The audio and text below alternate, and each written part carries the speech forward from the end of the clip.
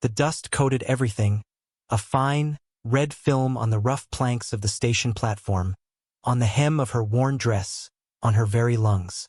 Elara coughed, a dry, rattling sound that seemed swallowed by the immense silence of the plains stretching to an indifferent horizon. The train had pulled away hours ago, a receding promise of civilization, leaving her stranded in this desolate outpost. She clutched the worn satchel containing her meager belongings and the official paper declaring her purpose here, wife, a mail-order bride, bought sight unseen by a man who lived somewhere beyond the hazy heat shimmer, a man who wanted a woman only because others wouldn't have this woman. She knew the whispers back east, the pity and the judgment. It clung to her like the dust. Then, a figure emerged from the heat haze, slow-moving, like the land itself. Tall, broad-shouldered, clad in faded denim and leather, mounted on a sturdy horse. He stopped several yards away, the horse shifting restlessly. He didn't dismount. His face was weathered, lined, obscured by the brim of a wide hat. He simply sat, observing. There was no welcoming smile, no outstretched hand, just a silent, assessing gaze that felt colder than the distance he kept. Elara swallowed, her throat raw. This was him, Gideon Thorne, the man who had paid the required sum for the woman listed under difficult cases. Last resort, her heart hammered a frantic rhythm against her ribs. He hadn't even come close enough to offer help with her bag. He just waited. You Thorne? She managed, her voice thin, barely audible above the wind sighing across the prairie grass. He nodded, a curt dip of his head.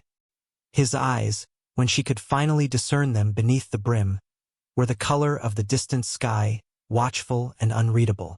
There was a stillness about him, a profound solitude that felt both unsettling and strangely familiar.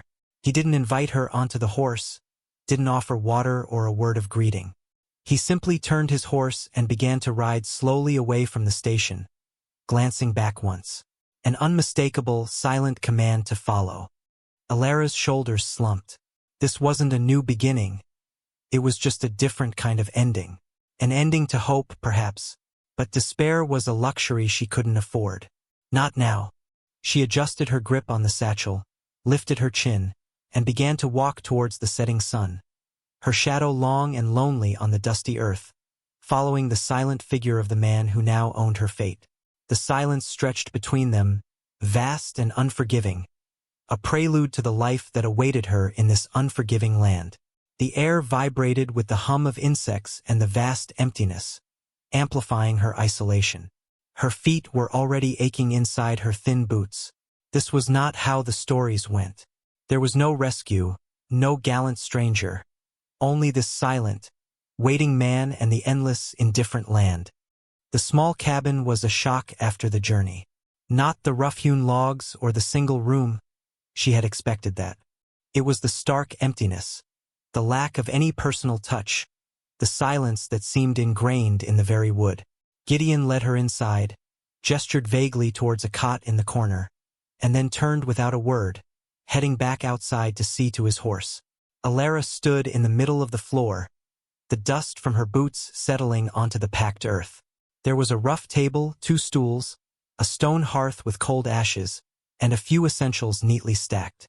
Everything spoke of function, of survival, of a life stripped bare.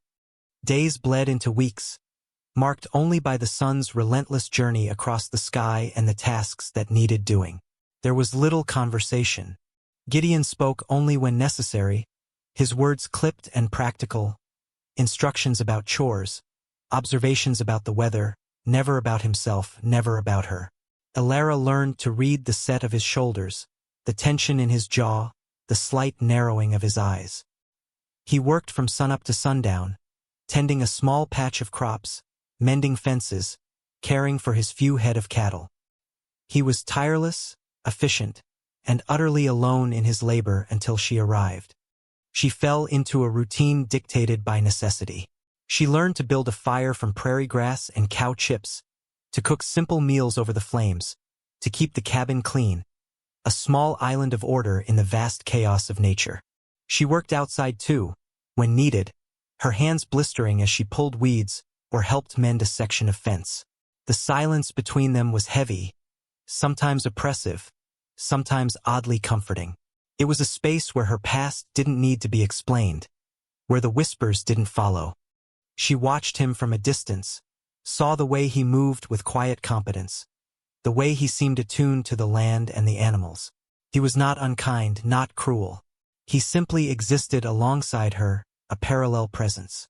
He left food for her, ensured she had wood and water, fixed things that broke. Small, silent gestures that weren't affection, perhaps not even consideration, but a practical acknowledgement of her existence and her utility. One evening, a fierce storm blew in, rattling the cabin walls, the wind howling like a banshee. Elara jumped at the sudden crash of thunder. Gideon was already by the single window, his gaze steady on the torrent outside. When the lightning illuminated the room, she saw the lines around his eyes seem deeper. The stillness in him intensified. He didn't offer comfort, but as the storm raged, he moved silently to the hearth, added wood, and the sudden bloom of warmth felt like a small, shared defense against the fury outside. She sat by the fire, watching the shadows dance, aware of his silent presence just feet away. The storm outside mirrored the turmoil she often felt within, but in the cabin, huddled by the fire, she felt a fragile sense of safety she hadn't expected. It wasn't tenderness, not yet, but it was presence. Quiet, shared endurance. As the weeks turned into months, a quiet strength began to bloom within Elara.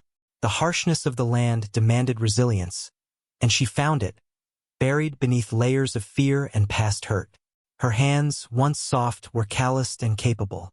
Her fear of Gideon had lessened, replaced by a cautious curiosity and a nascent, unspoken respect. She saw the care he took with his animals, the quiet patience he had for the stubborn land.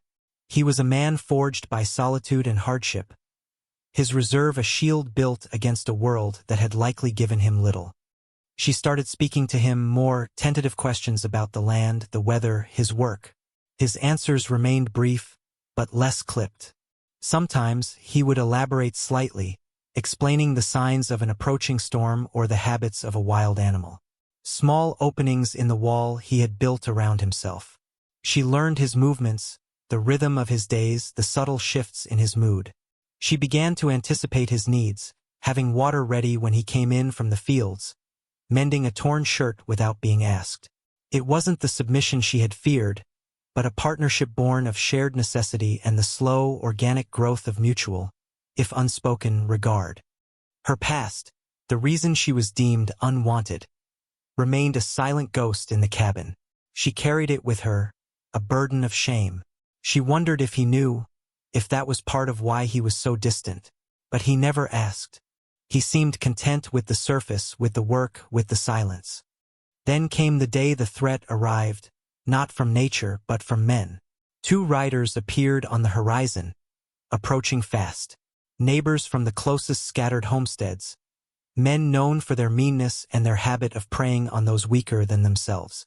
They rode up to the cabin, their laughter harsh and unsettling in the quiet air. Elara felt a prickle of fear.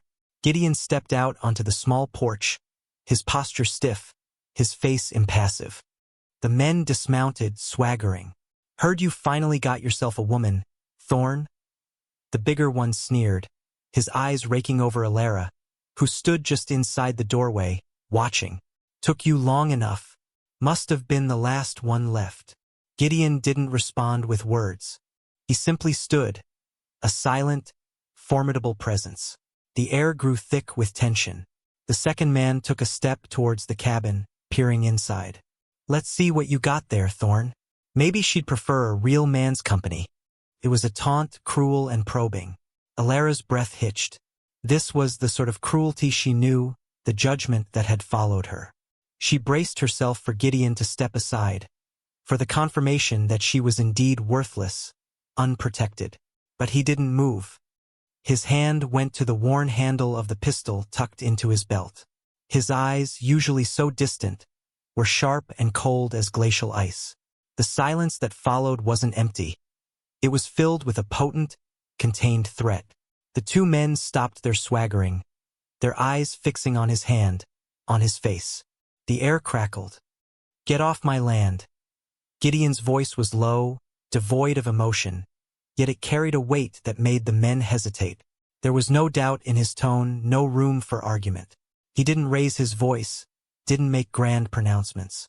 He simply stood, utterly still, utterly resolute. The moment stretched, taut and dangerous. The men exchanged uneasy glances. They knew Gideon's reputation for solitude and competence. They saw the quiet, unwavering protection in his stance. Slowly, reluctantly, they backed away, climbed back onto their horses, and rode off, their laughter gone, replaced by sullen silence. Only when they were distant specks did Gideon lower his hand from his pistol. He turned and looked at Alara.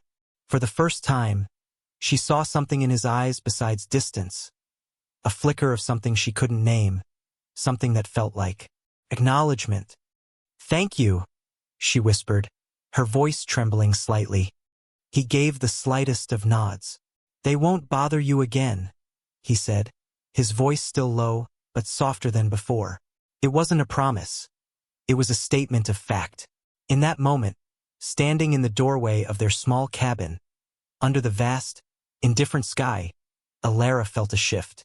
The silent protection he offered wasn't just a physical barrier. It was a quiet acceptance, a defiance of the world's judgment. She wasn't just the woman he'd bought. She was his to protect. And in that protection, she found a strength she hadn't known she possessed. The silence between them no longer felt empty, but filled with the unspoken weight of mutual defense, a fragile but real connection forged in the crucible of hardship and shared threat. The world outside still judged, but in this cabin, on this land, she was safe. The cabin, once a symbol of her last resort, slowly became a sanctuary. The rhythm of their days together deepened. They worked side by side more often, sharing the labor, the silence broken by the sounds of their efforts and the calls of the wild. Alara learned to shoot a rifle, surprising herself with her steady hand. Gideon taught her, his instruction minimal but precise. His patience was a quiet gift. One evening, sitting outside as the stars began to prick the darkening sky, Alara finally spoke of the past. She didn't go into great detail, but she spoke of the circumstances that had led to her being alone, of the scandal, the ostracism, the relentless judgment. She spoke quietly, without self-pity, just stating the facts. The words hung in the air, heavy with years of silence. Gideon listened, his gaze fixed on the horizon. He didn't interrupt, didn't offer platitudes. When she finished, the silence returned, but it was different now, a silence of understanding, not ignorance. After a long moment, he finally spoke. "The past is dust," he said, his voice low, almost a murmur. "It settles, but it don't define what grows here." He gestured vaguely at the land around them, at their small, struggling patch of life. It wasn't absolution or forgiveness. It was acceptance, a quiet dismissal of the world that had cast her out. It was the most profound thing he had ever said to her. Their connection wasn't one of grand romance or passionate declarations. It was built on shared sunrises and sunsets, on the ache of hard work, on the mutual defense against a harsh world, on the quiet dignity of simply enduring together. It was the language of actions, a shared glance across the fire, a hand offered to help her over rough ground, the care he took to ensure her safety, her own efforts to make their cabin a home. The harsh environment remained, the solitude was vast, and the world outside might still whisper. But inside the cabin, between them, something resilient had taken root. Alara was no longer the unwanted bride, vulnerable and afraid. She was a woman shaped by the prairie, strong and capable, standing on her own 2 feet, not just surviving, but building a life. And Gideon, the stoic, solitary man, was no longer just her owner, but her partner, the silent guardian of their shared existence. They were 2 lonely souls who had found an unexpected harbor in each other's quiet strength. It was not the life she had imagined in her girlhood dreams, but it was a life earned, a bond forged in fire and dust, a quiet testament to the enduring power of resilience and the unexpected places where belonging could be found.